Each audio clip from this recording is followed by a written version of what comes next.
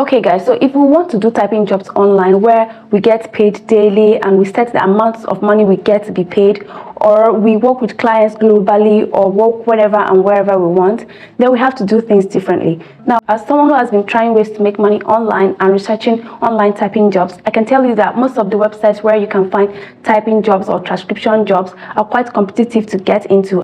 For you to make the amount of money they state on these websites, you really have to work so hard. And not only that, most of the websites are not available globally and they are saturated. Like this one you're seeing, they already said that they're not receiving any application at the moment, but you can apply, and when there is need they can contact you, and this is not really guaranteed. In some cases, like the one that is available in India, they will ask you to pay for some tests, which is not guaranteed like you're going to get the job. So getting started, you need to have a portfolio. Now, for those that don't know, portfolio is something that's more practical than the CV. They get to speak for you before you get to speak for yourself. And it has compilation of your best work you have done. You can put an audio that you transcribed to a test, and so people can use it to see what you do and the type of work you do. And of course, they are going to be checking for accuracy on the job you have done. So you can put in every job you have done in a portfolio. Now, there are lots of videos on YouTube that you can watch on how to create a portfolio for yourself. You can use free websites like Google Sites,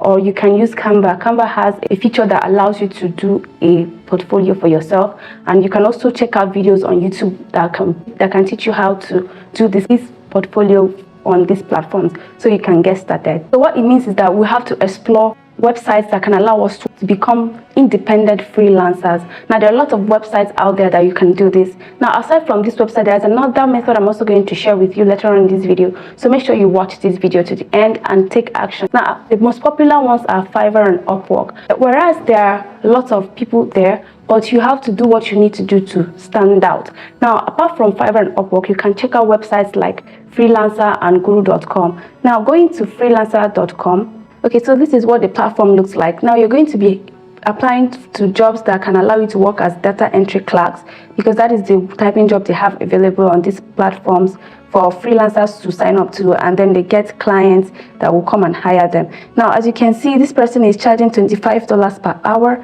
This person is charging $25. This one is $50 per hour, $25 per hour, 66. So the prices are different depending on what you can do. And there are lots of people from different places that are signed up to this platform as data entry clerks, where clients comes that have data to be entered, and they get to do these jobs and they get paid. So here is how it works. They will post a job, they choose the freelancer, you track your progress, and then they pay you safely once you have delivered on the job. So that is what you need to know about this website. Now, the second website, like I mentioned, is Guru.com. This is another freelance platform where you can find freelancers that are ready to do work, typing jobs. Now, there are lots of typing jobs available here. You see article and news translation, web content, books, copywriting, editing, proofreading, and general other writing. So these are the available jobs, and if you come here, these are the top freelancers they have here on this platform. And you see this one is from India, this one is from Bangladesh, Egypt,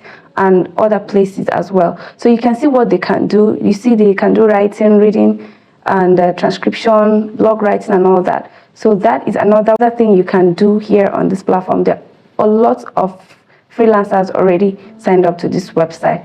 Now, the third website we're going to share is the popular one, which is one I would advise anybody who is starting up to use, and that is Fiverr. If you come down to Fiverr, you're going to see that they already have 11,000 freelancers, but you need to do what you need to do to stand out from the crowd, as you can see here.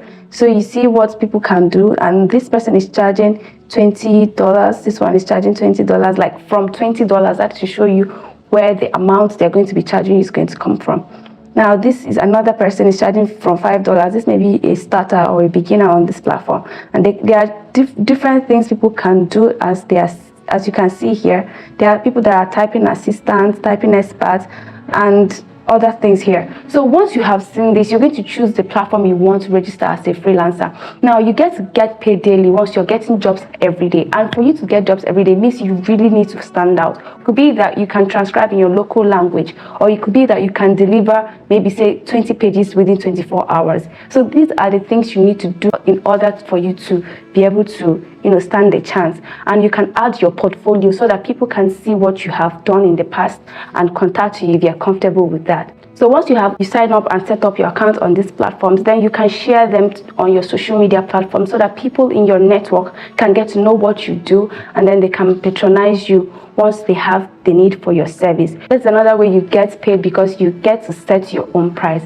Now, the second way, because I said earlier we're going to be doing things differently, it requires just one website for you to get it done, but you have to be very, very strategic about going about doing this, and I'm going to show you how to be strategic about it. Now, before we continue, please take a time out, like this video, subscribe to our channel so that you don't miss out on any video we're going to make in the future. We really appreciate you for your support. Now, you will use LinkedIn. Now, for those that don't know, LinkedIn is a social network that connects professionals, and you get to see job adverts there on LinkedIn. So what you're going to do on LinkedIn is you need to ask yourself, who are the people that are very much in need of typing jobs? And for me, what comes to mind are usually legal practitioners, lecturers, and students. And when I talk about students, I mean people that are doing their master's or PhD. Now, you're going to be targeting this type of people because they don't really have time to do typing jobs. They would want someone that they can work closely with, you know, that will always be handy whenever they need the person. So another pro tip you need to put into consideration is targeting people within your locality. Like, you can target maybe lecturers in the university within your locality that you can easily go to see once they ask to meet with you physically.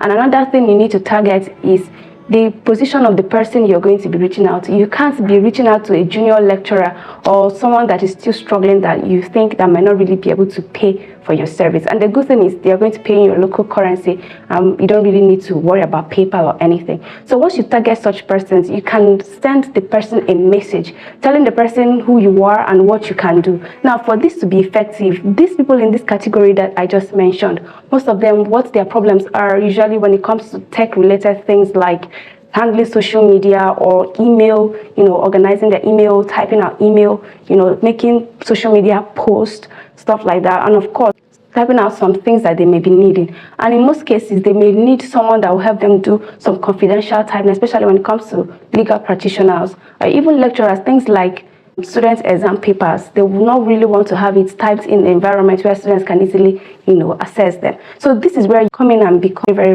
valuable to them. So, but the way you introduce yourself and what you can do is what matters. And you can go ahead and tell them you're not an online typist, you are a virtual assistant. Yes, because most of these people, they have assistants in their offices. And most times these assistants, what they are very good at is usually typing. But if you bring in this modern techie idea to them that they really want to have, but they don't know how to go about it, then they're going to buy into it. Now, if you're in Africa, there is this video here you should check out about how to become a certified virtual assistant within 8 weeks. You can check it out and learn and join the next cohort completely for free. If you found value in this video, please don't fail to like, subscribe to our channel. We're on the road to 3,000 subscribers. We are really grateful to all of you for your support. Thank you so much for watching, and I'll see you in the next video.